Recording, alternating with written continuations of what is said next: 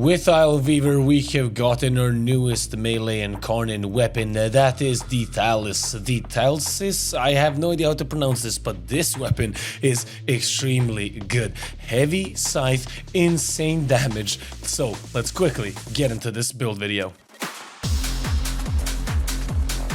The Thalys is a heavy scythe weapon. Honestly, one of my favorite weapon types in the game. The way you hold it with these two hands, it just looks menacing. It looks like you're gonna terrorize Steel Path. And believe me, with this weapon, you are. You can get this weapon at Mastery Rank 12, treating it with Dominus Ranks, who is sitting inside of your Derma zone. This weapon has 5 Incarnon evolutions, like the OG Incarnon weapons. It does primarily slash damage. How much? Well, 70% of the damage is going to be slash, 30% critical chance, 2.2 times critical multiplier, and 24% status chance. This weapon has really good stats and even a better feature. So when you get up to 6 times melee combo counter, you will be able to transform this weapon into its Incarnon mode, and this is going to give you a special trait which is going to summon shards on attacked enemies. It's going to imbue on them, and attacking more enemies, summoning more shards, is going to detonate the old ones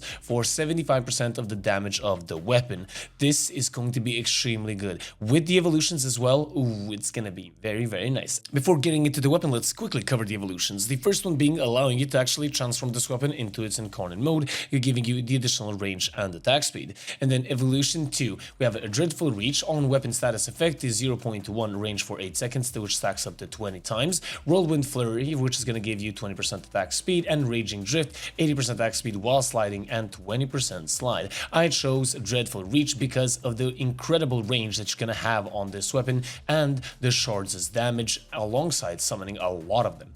Then we have evolution 3, Nimble Scythe. For each enemy hit by slide, gain 5 combo count, Echoes of Rage, 1 combo count on shard damage, and Adapt Reflexes, which is gonna give you 20% initial combo. Here I chose Echoes of Rage because your shards are gonna be doing a lot of damage a lot of the time. This is gonna give you 12x combo without Nermon and pretty much instantaneously. And then evolution 4, we have Swift Transmute, which is going to allow us to activate our Incarnon mode at 3x. We have Vaulting Leap at 100% jump and double jump height. And then we have Devastating Mercy. Ground finishers knock down enemies in 6-meter radius. I have chose Swift Transmute, which is going to allow me to transform my weapon much faster. And then we have evolution 5, Explosive Growth. The shards grow when a new shard is created up to 3 times. Fully grown shards will erupt and deal double damage, implanting them on the spot. This is an incredibly good CC, but we'll talk about that in just a second. Well, let's cover the second one. We have Chain Splatter. Heavy attacks detonate shards. Shards caught within the blast radius will also detonate, so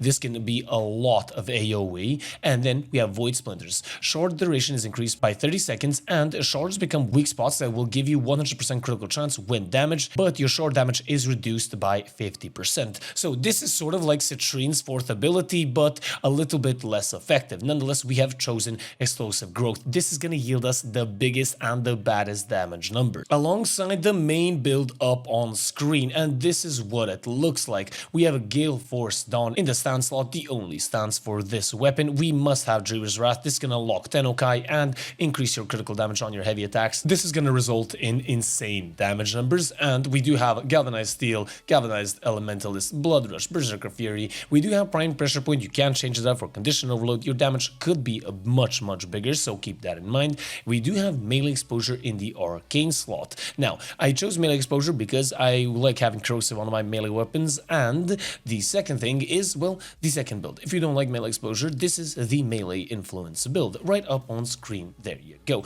Pretty much stayed the same, but we have added focus energy, and this is going to give us extra electricity and extra heavy attack wind speed, which is going to be incredibly good on our Tennokai attacks. I do want to talk about the 5th evolution a little bit, Explosive Growth, and why we have chosen this one. Now, with this weapon, if you're playing any other Warframe that's not Revenant, you're going to be having pretty good damage. Condition Overload helping you out, priming the enemies, so on and so forth. Already doubling that damage that you have on your shards is going to be incredibly good, considering you can grow them up to 3 times, and then you will ensnare enemies, just as you can see up on screen. And that is why, because of the incredible CC, and it's already doubling our really good damage. So that's why we have chosen this evolution. You can try out the other ones and leave it in the comment section down below on your testing out and what happened and maybe some combinations that you have in mind. This weapon is honestly one of the best weapons added in with this update. An incredibly good weapon that you can use with any Warframe. You saw me there play with Revenant earlier in the gameplay. Revenant doesn't buff your weapon. There's no other way of buffing my weapon with that build, and it still is really good. Sometimes it feels like my melee attacks don't hit, but it could be just me. Other than that, the damage, incredibly good. Pair with a good Warframe or any other Warframe that's not Revenant, you are pretty much safe and secure. Must have S tier. Those are my honest recommendations. Hope you guys enjoyed. If you guys did, do leave a like, comment, and subscribe as well. Hit that bell icon, and I'll see you guys in the next one. This has been the Gaming Weasel, over and out.